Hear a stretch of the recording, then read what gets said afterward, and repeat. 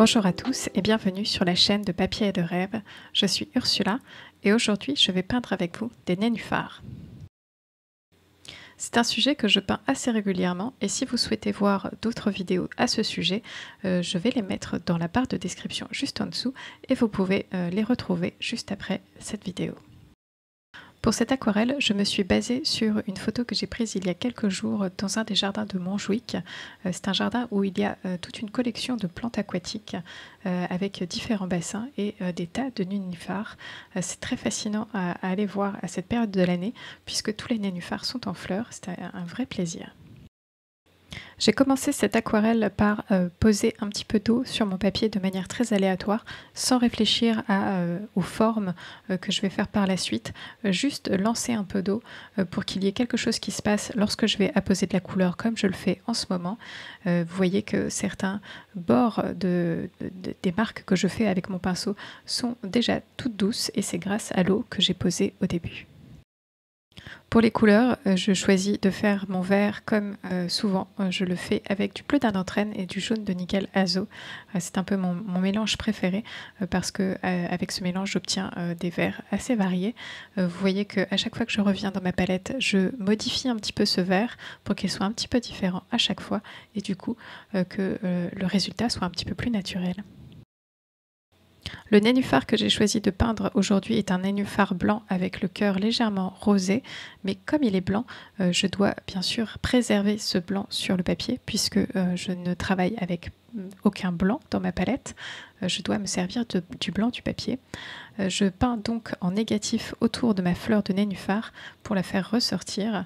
Et vous voyez aussi que comme j'ai apposé de l'eau au départ, certains contours de cette fleur sont très très doux et d'autres sont beaucoup plus nets et ça apporte déjà une variété très intéressante dans les tracés et dans ce qui se passe sur le papier.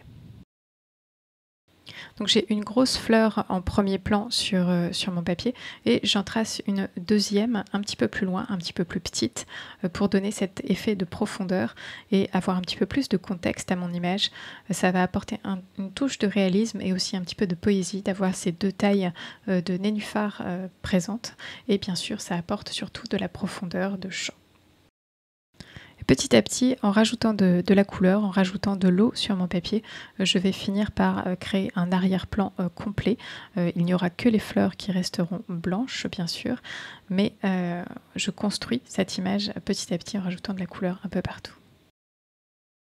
Et vraiment la seule chose à laquelle je fais extrêmement attention lors de cette première couche, c'est de préserver les nénuphars bien blancs et je n'hésite pas à rajouter de l'eau, à venir estomper si j'ai besoin avec un morceau d'essuie-tout ou bien avec une éponge pour garder ces zones bien blanches et bien douces parce que je veux vraiment les préserver au maximum pour qu'elles ressortent vraiment bien à la fin de cette aquarelle.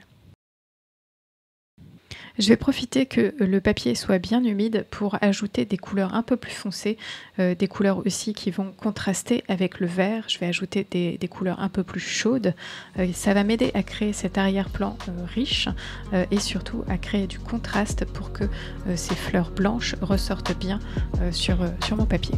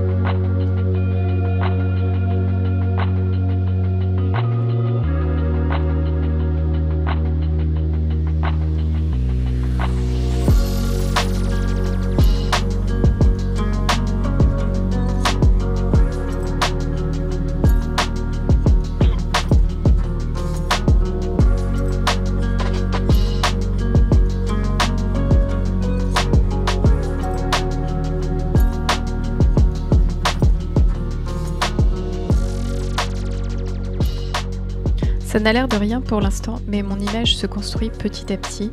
Il y a quelques zones sombres qui sont peut-être des taches pour l'instant, mais qui vont faire partie de l'arrière-plan, qui vont se fondre avec les couleurs que je rajoute aussi encore.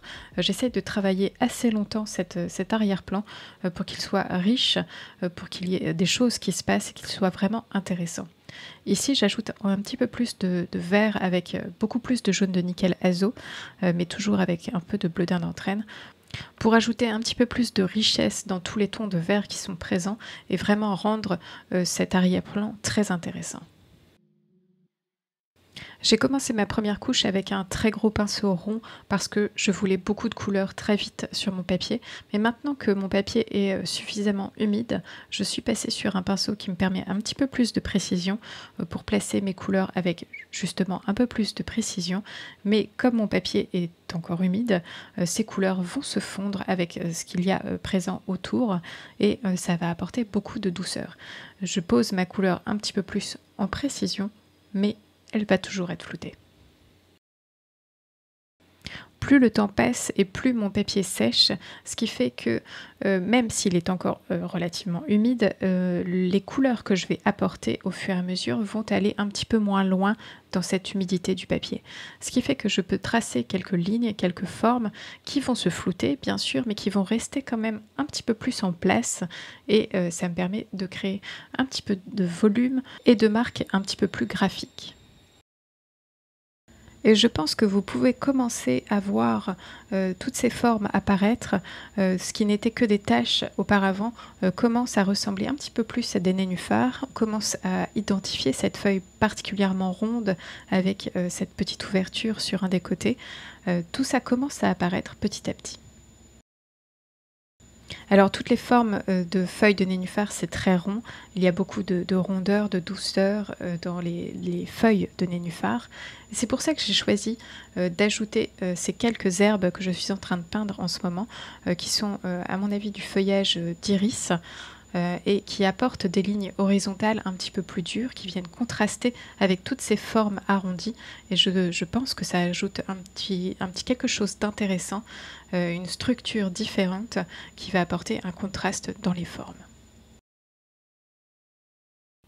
Il est temps maintenant de donner un petit peu plus de couleur aux fleurs de nénuphar et pour cela, je vais ajouter un petit peu de lac de Garance rose dans vraiment le cœur du nénuphar, en tout cas dans la base des pétales.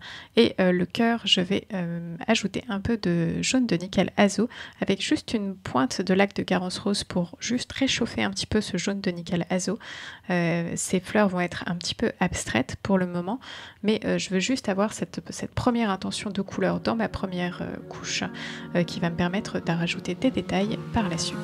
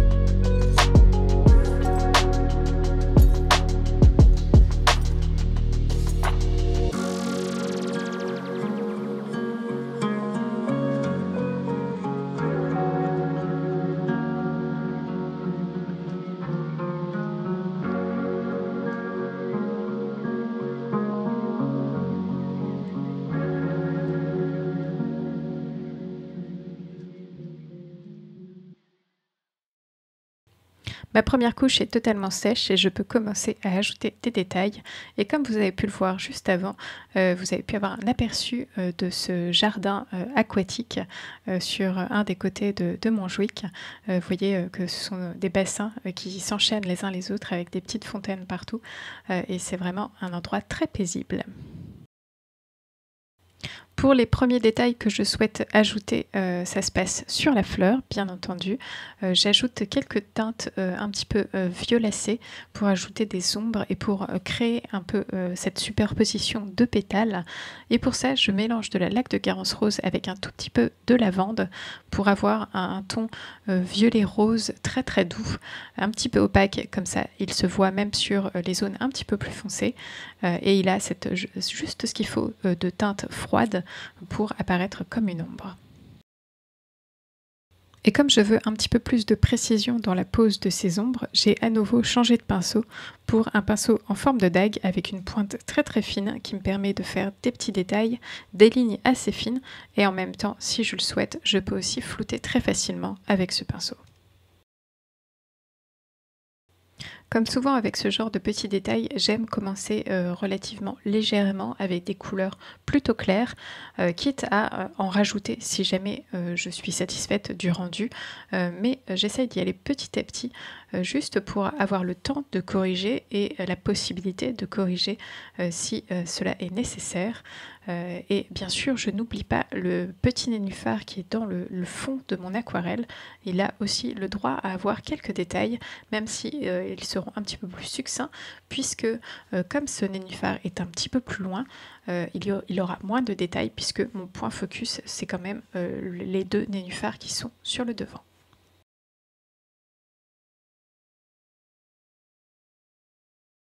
Je voudrais profiter de ce moment pour vous parler de quelque chose que j'ai mis en place la semaine dernière. Certains d'entre vous l'ont déjà vu d'ailleurs et je vous en remercie beaucoup. J'ai ouvert une page sur le site internet Tipeee qui vous permet de me donner un pourboire si vous le souhaitez, bien sûr. Il n'y a aucune obligation, mais j'ai eu plusieurs messages de personnes qui me demandaient comment me remercier. Eh bien, c'est un des moyens de me remercier, de m'offrir un pourboire sur cette page. Vous trouverez le lien vers cette page Tipeee dans la barre de description juste en dessous de la vidéo. Et bien sûr, sur chaque article de mon blog, il y a un petit encart qui vous en parle aussi. Et je tiens à dire que mon contenu, mes vidéos restent gratuites pour tout le monde. Je ne fais pas de contenu payant du tout. Je préfère l'offrir au plus de gens possible. Et si jamais vous avez les moyens de me remercier, c'est parfait. Et si vous n'avez pas, juste profitez de mon contenu, regardez les publicités sur YouTube et ça m'aide déjà beaucoup.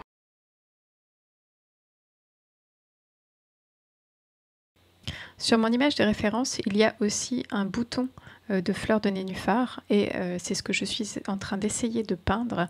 C'est assez difficile à faire ressortir sur ce fond de feuilles et j'espère l'avoir réussi. Il est peut-être un petit peu trop discret, mais je pense qu'on voit quand même bien cette forme très arrondie, très ovale du bouton de nénuphar qui commence à apparaître. Et par la suite, avec un petit peu plus de travail dans les formes autour, je vais réussir à le faire ressortir un petit peu plus, mais c'est peut-être un point un petit peu plus abstrait dans cette image. Pour la couleur de ce bouton de nénuphar, j'ai choisi de le travailler avec du rouge d'oxyde transparent, mélangé parfois avec un petit peu d'indigo, juste pour atténuer ce côté rouge. Et plus tard, je vais aussi injecter un peu dans cette zone du vert pour apporter du volume au bouton. Et pour commencer à faire ressortir ces fleurs de nénuphar, j'ajoute quelques touches de couleur un petit peu plus foncées avec de l'indigo autour des fleurs pour bien les faire ressortir. Et plus tard, je vais continuer bien sûr à travailler cet arrière-plan qui a séché beaucoup plus clair que lorsque je l'ai posé au début. Mais petit à petit, je vais redonner vie à tout ça.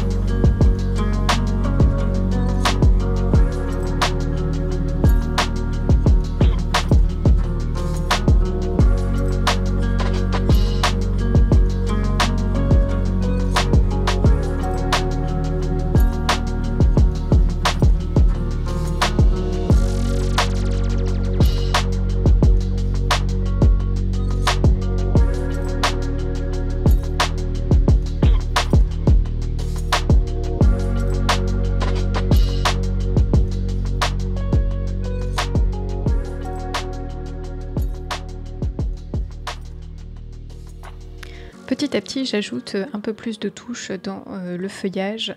J'ajoute toujours des couleurs foncées pour bien sûr faire ressortir les fleurs. Donc j'essaye de condenser ces couleurs un peu plus foncées autour des fleurs pour qu'elles soient bien mises en avant. J'ajoute encore un petit peu plus de touches de rouge oxyde transparent à certains endroits pour ajouter des couleurs chaudes dans cet univers très vert. Et d'ailleurs, dans mon image de référence, on peut voir ces couleurs chaudes aussi apparaître sous les fleurs de nénuphar.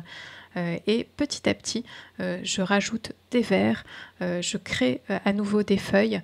Bien sûr, celles qui sont le plus proches de mes deux fleurs du milieu seront plus détaillées.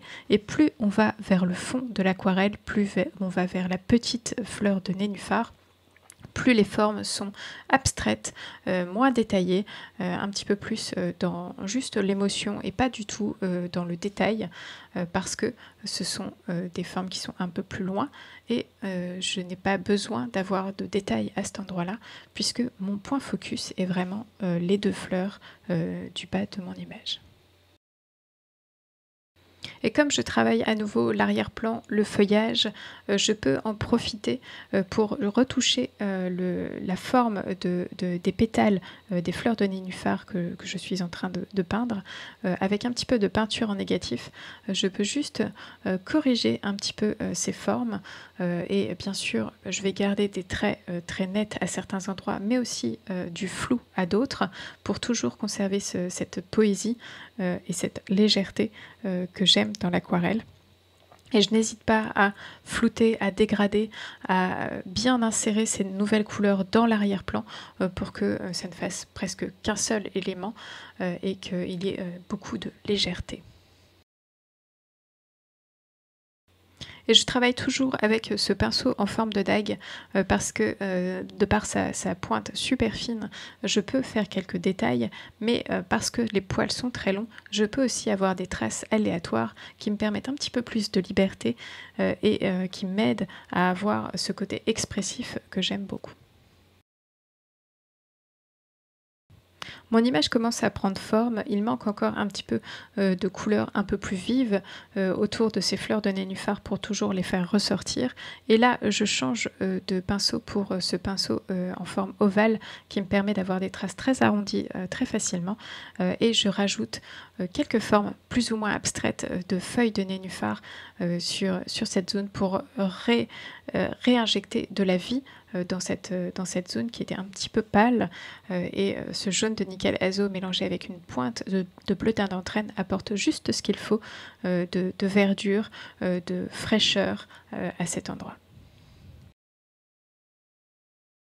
À ce moment-là de mon aquarelle, j'ai presque l'impression de jouer avec les couleurs, avec le papier, avec les pinceaux et j'apporte quelques touches de jaune, de vert un peu plus clair à certains endroits et je viens équilibrer avec des touches un petit peu plus foncées grâce à de l'indigo à d'autres endroits et je joue un petit peu l'équilibriste entre ajouter un petit peu plus de vert clair ou ajouter un petit peu plus de vert foncé et petit à petit, l'image obtient un petit peu plus de contraste, elle est un petit peu plus intéressante.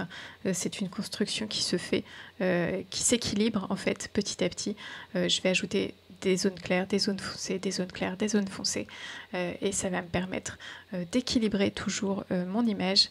J'ai toujours en tête de faire ressortir vraiment les nénuphars qui sont sur ma feuille et c'est pour ça aussi que je joue beaucoup avec des couleurs un peu plus foncées pour avoir du contraste. Il ne me reste plus qu'à ajouter un petit peu plus de contraste dans le feuillage des iris en haut à droite.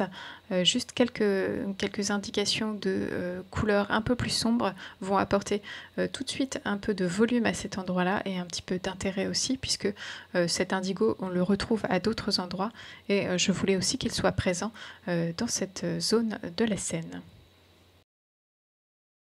Le dernier petit détail sera le cœur des nénuphars avec un peu de jaune de nickel azo un petit peu plus concentré, mélangé avec vraiment une petite pointe de lac de Garance rose pour avoir un jaune orangé et ça va me permettre juste de dessiner les filaments à l'intérieur de ces fleurs de nénuphar et c'est juste le petit détail qui va faire vivre ces fleurs.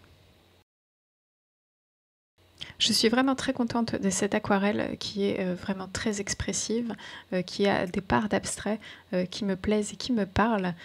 Et j'espère que vous essaierez vous aussi de peindre ce sujet qui est vraiment fascinant. Bien sûr, mon image d'inspiration est disponible sur le blog si vous voulez peindre aussi cette image.